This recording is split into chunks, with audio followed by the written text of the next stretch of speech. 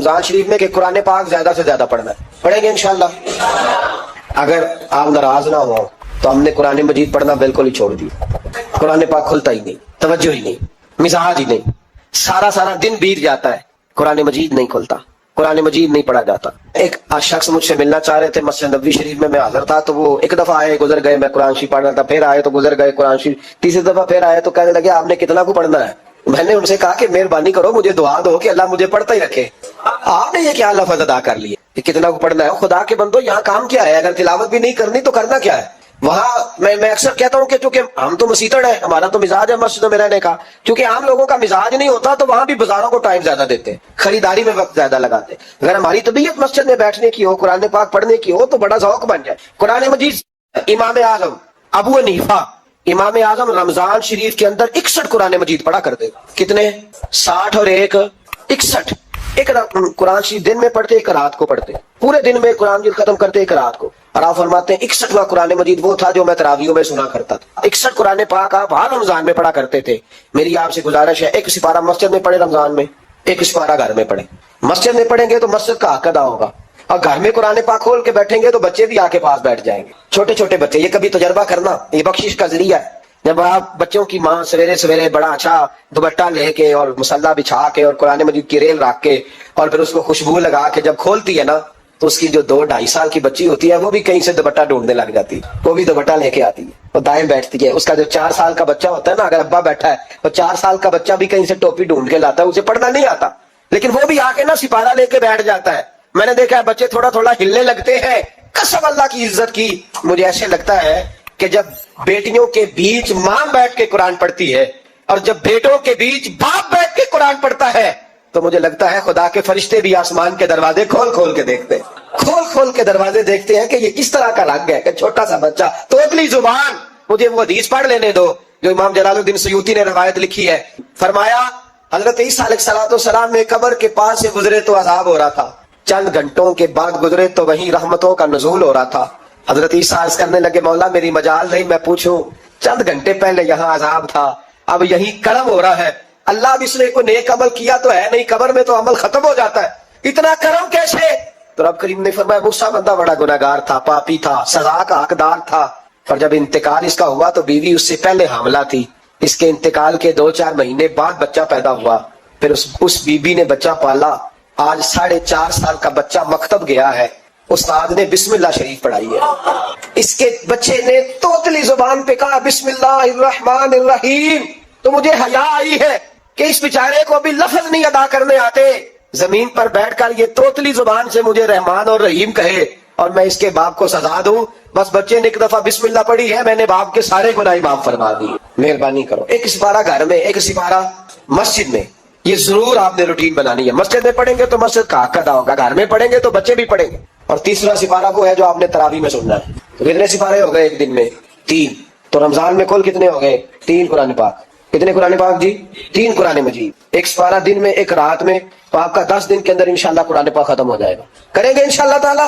یہ ذہن بنائے، یہ ذوق پیدا کریں۔ قرآن پاک کا ایک حرف پڑھے تو اللہ 10 نیکیاں دیتا ہے، اور رمضان شریف میں 70 گنا بڑھ جاتی ہے۔ تو آپ ذرا ضرب دے لو بات کہاں جائے گی۔ تو رمضان المبارک میں قرآن پاک سے میں نے کہا کوئی اخبار نہ دیکھو، کچھ نہ دیکھو، سارا دن بس قرآن پاک دیکھو، سارا دن قرآن مجید پڑھے، قرآن پاک سے دل لگائیں۔ حضرت عبداللہ ابن مسعود رضی اللہ تعالیٰ عنہ فرماتے ہیں نبی پاک صلی اللہ علیہ وسلم نے مجھے بلا کے کہا مجھے قرآن پاک تو سنا۔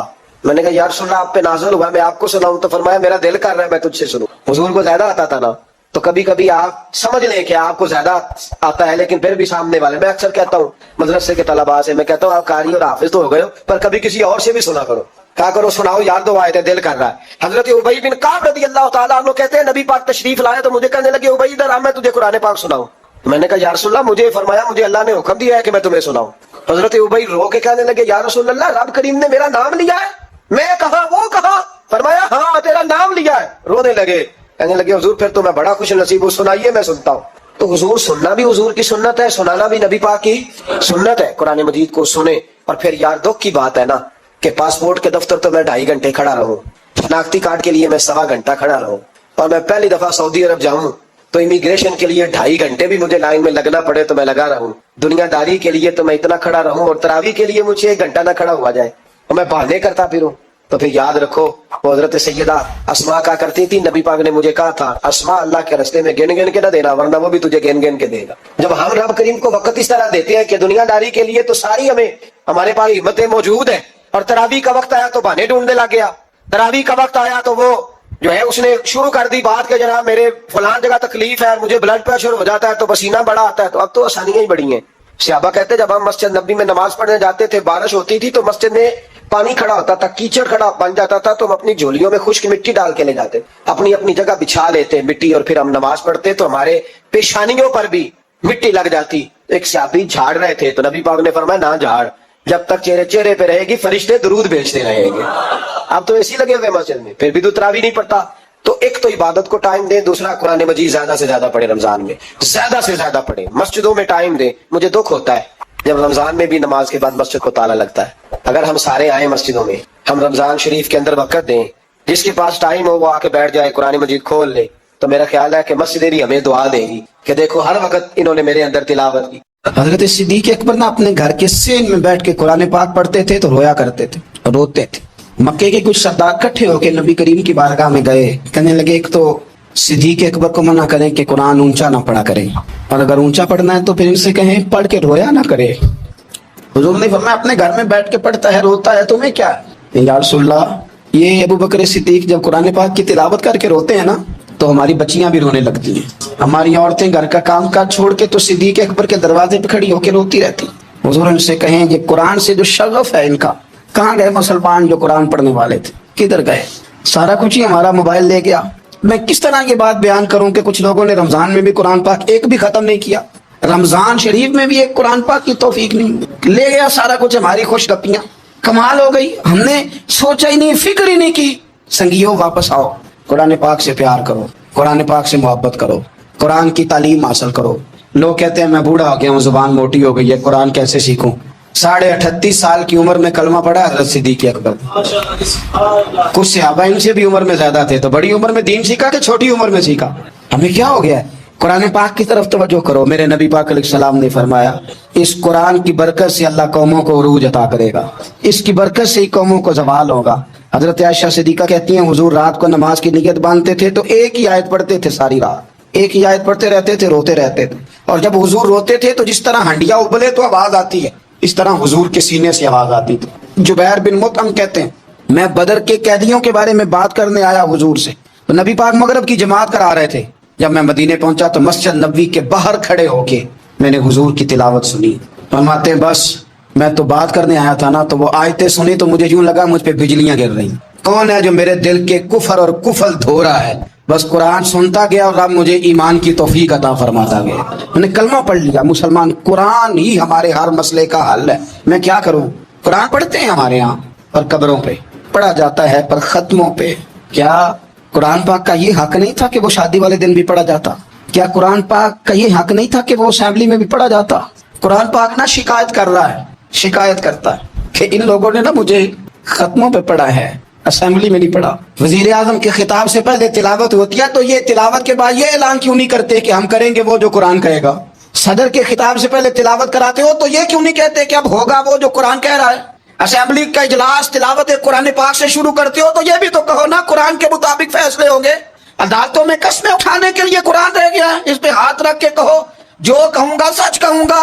آج کے بعد وکیل بھی ہاتھ رکھے نا قرآن پاک پہ، جج بھی ہاتھ رکھے قرآن پاک پہ، گواہ بھی رکھے، ملزم بھی رکھے، اور مدعی بھی بتائے کہ اس نے پرچہ صحیح درج کرایا، اس نے صحیح درج کرایا، نام صحیح لکھوائے، اور یہ سارے بتائیں جج سے لے کر ملزم تک کہ ہم فیصلہ وہ کریں گے جو قرآن پاک نے ہمیں کہا ہے. صرف قسموں کے لیے رہ گئے. 2 صورتیں پڑھنی نہیں آتی اور تم بیچ میں قرآن پاک کو لا کے قسمیں اٹھاتے ہو. وہ تاجر جو دکان شروع کرنے سے پہلے تلاوت کراتا ہے کس لیے کراتا ہے؟ کہ میں تجارت قرآن پاک کے مطابق کراؤں گا، اس لیے کراتا ہے. وہ تو کہتا ہے ذرا دکان صحیح چلے، ذرا برکت آ جائے. برکت میری تلاوت کرانے سے نہیں آئے گی، قرآن کے مطابق تجارت کر پھر زیادہ برکت آئے گی. قرآن کے مطابق قرآن کے علم کو عام کیا جائے، قرآن کے نور کو عام کیا جائے، قرآن پاک کے ادارے مضبوط کیے جائیں. ایک اور بات بھی عرض کرنی ہے، یہ مجھے کہا گیا ہے، میری اپنی طرف سے نہیں، یہ مجھے روکا دیا گیا ہے. کہہ دوں پکے نمازی ناراض تو نہیں ہو جائیں گے؟ جو پکے نمازی ہیں مسجدوں کے وہ میرے ساتھ وعدہ کریں ناراض تو نہیں ہو جائیں گے؟ نہیں تسی نہیں بول دے تو ہو جانا. پکے بول دے نہیں پے, پکے گھور دینے پے. پکے نمازی, یہ پکے نمازیوں سے بات ناراض تو نہیں ہو جائیں گے؟ یہ بول کے بتائیں انشاءاللہ کہیں. کچے نمازیوں کو شکوا ہے کہ پکے نمازی رمضان میں ہمیں گھورتے ہیں. روکے دیے مجھے انہوں نے, کہتے پکے نمازی, کہنے فصلی بٹیرے آ گئے. یہ زیادتی ہے, یہ ظلم ہے. آپ پکے نمازی ہیں تو مہربانی کریں, آپ وہ جو آپ نے صاف فلاٹ کرائی ہے نا اپنے نام پکی, کہ اتنے میں پہنا روز تو کتوں آ گیا, یہ چھوڑ دیں آپ, مہربانی کریں. یہ اللہ کا گھر ہے, یہ کسی کے نام رجسٹری ہو سکتی. جو آیا ہے نا بیچارہ, چلو کبھی کبھی صحیح, مہربانی کریں اس کو ٹائم دیں, بیٹھنے دیں, کچھ نہیں ہونے لگا. اور جب وہ آئے نا تو دعا کریں, جب اس کو دیکھیں تو کہ اللہ جی آیا ہے تو ہمیشہ آتا ہی رہے, اس کو دعا دیں. میرے بچے شکوا کرتے ہیں, کہتے ہیں پکے نمازی سانس نہیں لینے دیتے مسجد میں. اور ایک بات اور, یہ حضرت علی کا قول ہے, اس کو دل کی تختی پہ لکھ لینا. دل کی تختی پہ شیر خدا کی شیروں جیسی باتیں. حضرت مولا علی شیر خدا فرمایا کرتے تھے, وہ نیکی کرنے والا اچھا نہیں جو نیکی کر کے اکڑ جاتا ہے اور دوسروں کو گناہگار سمجھتا ہے, وہ نیکوکار اچھا نہیں. فرمایا کرتے تھے اس سے وہ گناہگار اچھا ہے جو گناہ کر کے کم از کم شرمندہ تو ہوتا ہے نا. فرماتے ہیں جو گناہ کر کے شرمندہ ہو وہ زیادہ اچھا ہے اس سے جو نیکی کر کے اکڑ جائے. تو تھوڑی سی نیکی کر کے, پرہیزگاری کر کے ساری دنیا کو گناہگار سمجھنے لگ جانا, یہ تو بت پیدا کر لیا تو نے اپنے اندر. اس بت کو توڑ دے. پتہ نہیں کون کب آئے اور اللہ کا ولی بن جائے. کوئی آیا لے کے چلا گیا, کوئی عمر بھر بھی نہ پا سکا. میرے مولا تجھ سے گلا نہیں, یہ تو اپنا اپنا نصیب ہے. تو مہربانی کریں پکے نمازی, تھوڑی شفقت کریں. یہ میں سب سے نہیں کہہ رہا, جو گھورتے ہیں صرف ان سے کہہ رہا ہوں. کچھ پکے نمازی ہیں تو الحمدللہ دل کے بھی بڑے پکے ہیں, سوچ کے بھی بڑے پکے, اچھے ہیں, خوبصورت لوگ. لیکن کچھ ایسے لوگ ہیں, ہمارے شہر کے ایک ڈاکٹر صاحب ہیں, میں نے کہا آپ نماز مسجد میں پڑھا کریں. ان کی عمر کافی زیادہ ہو گئی ہے, تو کہتے ہیں حضرت میں پڑھوں گا انشاءاللہ. ان کو میں نے دوائی لینے گیا تو میں نے وہاں بھی میں نے بات شروع کر دی. میں نے کہا آپ مہربانی کریں, کہتے میں آؤں گا. کچھ دنوں کے بعد میں نے اس مسجد میں نماز پڑھی, اور خاص کر کے پڑھی کہ یہ ٹائم ہے. میں نے فون کیا کہ ڈاکٹر صاحب آپ نظر نہیں آئے, تو کہتے ہیں صاحب ناراض نہ ہو جان. نمازی مجھے کہتے تھے خیر ہے ڈاکٹر صاحب, کہیں غلط جگہ تبادلہ تو نہیں ہو گیا, کوئی مصیبت تو نہیں آ گئی. تو کہتا مجھے شرم سی آتی ہے کہ نمازی اس طرح, ویسے بھی میں گیا نہیں, 60 سال عمر ہو گئی, تو اب نمازی تو یہ آپ کیا کر رہے ہیں؟ ہم کوئی اللہ کی رحمت کے منشی ہیں کہ ہم سے پوچھ کے وہ دے گا جس کو دے گا؟ کیا کرتے او بھائی. حضرت باجید بستامی رحمت اللہ تعالیٰ علیہ جیسے لوگ کہا کرتے تھے جنہوں نے ساری زندگی جھوٹ نہیں بولا, حرام نہیں کھایا, فرماتے تھے الفن کہتا ہوں, بالغ ہونے کے بعد نماز قضا نہیں کی, لیکن پھر بھی کہا کرتے تھے دعا مانگو میرا رب مجھ سے حساب نہ پوچھ لے. حساب والا نہیں ہوں میں, درگزر والا ہوں. عدل کرے تے تھر تھر کمبن اچیاں شانہ والے, یہ تو فضل کرے تے بخش جاون میرے جے منہ کارے. تو مہربانی کریں آگے چلیں. رمضان شریف میں سخاوت کرنی ہے. حضرت انس بن مالک رضی اللہ تعالیٰ عنہ فرماتے ہیں جس طرح تیز آندھی چلتی ہے, ذرا مثال دیکھیں صحابی کی کتنی خوبصورت. فرماتے ہیں جس طرح تیز آندھی چلتی ہے نا, اس طرح رمضان میں میرے نبی کی سخاوت چلا کرتی. نبی پاک ہر سائل کو دیتے, جو قیدی بند ہوتے نا, قیدی جنگ کے قیدی کفار, حضور انہیں بھی آزاد کر دیتے رمضان. فرماتے جاؤ تمہیں آزاد کیا. سخاوت کریں. اور میرا مشورہ ہے اس دفعہ غریبوں سے غریب سخاوت کریں. نسخہ دے رہا ہوں امیر ہونے کا, تو سخی ہو جا, رب کریم تجھے امیر کر دے. سخی بن جا. مالا مالے سخی نہیں ہوتے, تے سخیاں کول مال نہیں ہوندا, ایتھے اوتھے دعا جانی, سخی کنگال نہیں ہوندا. سخی بن جاؤ. میرے نبی پاک علیہ السلام نے فرمایا بندہ کبھی بھی جیب کا سخی نہیں ہوتا, سخی وہی ہوتا ہے جو دل کا ہوتا ہے. غریبوں کو میرا مشورہ ہے کہ 10 روپے دو, لیکن رمضان میں روز دینا, ہر شام دینا. غریبوں کو ساتھ بٹھاؤ, روٹیاں کھلاؤ, افطاریاں کراؤ. غریبوں کے گھروں کے اندر سوٹ پہنچاؤ. مدارس کے طالب علموں کو کپڑے خرید کے دو. جو کچھ نہیں دے سکتا وہ ایک مسواک لا کے دے. ڈیوٹی کرو. اپنے دائیں بائیں غریبوں کا خیال رکھو. جن گھروں میں اکثر دیکھتے ہو کہ دال کا شاپر جاتا ہے, وہاں رمضان شریف میں صبح گوشت پہنچاؤ. مہربانی کرو. غریب امیر تو کسی کو تب دے گا جب اس نے ووٹ لینے ہوں گے. وہ تو وہاں زکات دے گا جہاں سے اسے پتا ہوگا کہ میری تعریف اچھی ہوگی. وہ تو مسجد میں اس وقت خرچ کرے گا جب اس کا نام بار بورڈ پہ لکھا جائے گا. غریبوں تم نے ظلم کیا ہے. اگر تم اپنی 4 غریب بھائی مل کے ایک غریبنی بہن کا خیال رکھتے تو اس غریبنی کو محلے کے چودھری کے پاس نہ جانا پڑتا. اگر 4 غریب بھائی ایک غریب بھائی کا خیال کر لیتے, تھوڑے جو صاحب حیثیت تھے, تو وہ مجبور نہ ہوتا. مہربانی کرو.